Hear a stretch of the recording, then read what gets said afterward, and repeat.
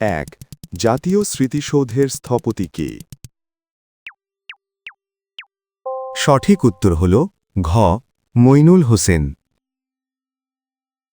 ২ উত্তরা গণভবন কোথায় অবস্থিত? সঠিক উত্তর হল খ নাটোর। ৩ পাহাড়পুর বৌদ্ধবিহারের নির্মাতা কে? সঠিক উত্তর হল খ ধর্মপাল। ৪ লালবাগ শাহী মসজিদটি কে নির্মাণ করেন? সঠিক উত্তর হল খ যুবরাজ মোহাম্মদ আজম।